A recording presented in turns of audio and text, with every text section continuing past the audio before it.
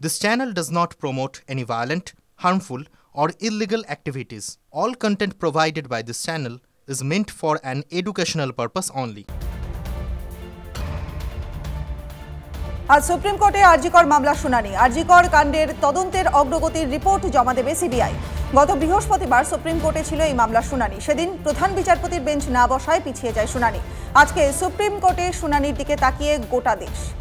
দিনে দুবার ব্যবহার করো স্টপেজ ক্রিম আর নিজেকে রাখো evergreen Keya Seth aromatherapy stop age cream আর খুঁজে পাও নতুন আমিকে। তিলোত্তমার জন্য বিচার চেয়ে উত্তাল বাংলা। গান, কবিতা, পথনাটকে মুখর রাজপথ। কল্লোলিনী কলকাতায় প্রতিবাদের গর্জন, মোমবাতি, মশালে প্রতিবাদের আগুন।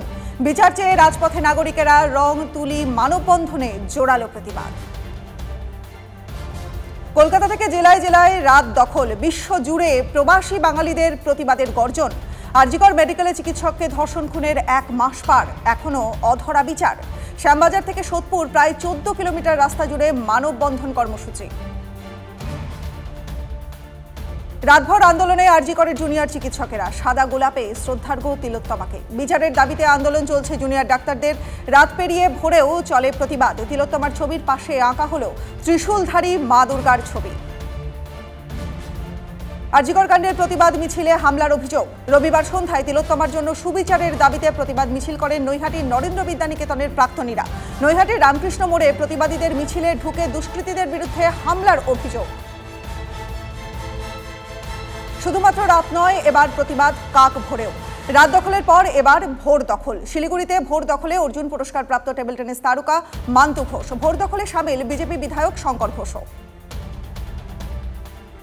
ভোর দখল বীরভূমেও। দোষীরা উপযুক্ত শাস্তি না পাওয়া পর্যন্ত আন্দোলন চালিয়ে যাবেন জানিয়েছেন প্রতিবাদীরা। আজ সন্ধ্যায় ফের সিউড়িতে মহামিছিল। সেখানে তিলোত্তমার জন্য ফের বিচারের দাবি তোলা হবে। আরজিকর কাণ্ডে রাজ্য মন্ত্রিসভার জরুরি বৈঠকে ডাকুন। প্রয়োজনে পুলিশ কমিশনার বিনীত গোয়েলকে সরিয়ে দিন, মুখ্যমন্ত্রীকে বার্তা রাজ্যপালের। খবর রাজভবন সূত্রের। জনতার দাবি মেনে পুলিশ কমিশনারের অপসারণের বিষয়ে ভাবনা চিন্তা করা প্রয়োজন বলেই মত রাজ্যপাল সিভি আনন্দ বোসের।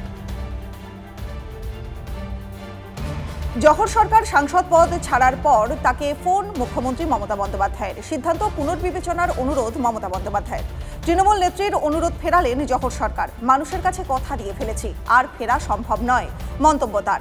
11 তারিখ জগদীপ ধনখড়ের সঙ্গে সাক্ষাৎ করবেন জহর। 12 তারিখ পদত্যাগ করবেন বলে সূত্রের খবর।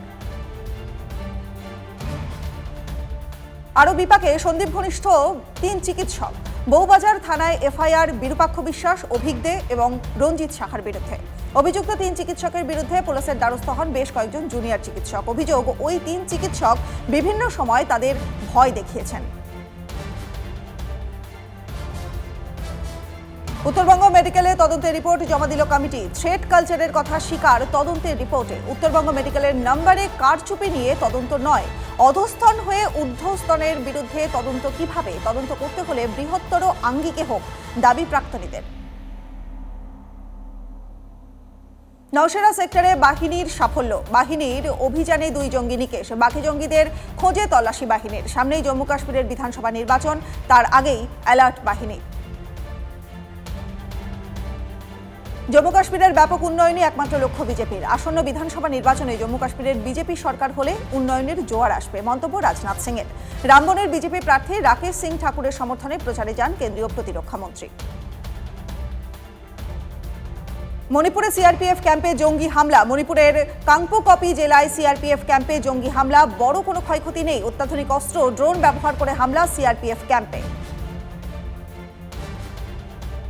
কংগ্রেসে যোগদানের পরই হুমকির মুখে বজরং পুনিয়া। কংগ্রেস ছাড়ো, না হলে তুমিও তোমার পরিবার ভালো থাকবে না। বিদেশি নাম্বার থেকে হুমকি বার্তা বজরংকে।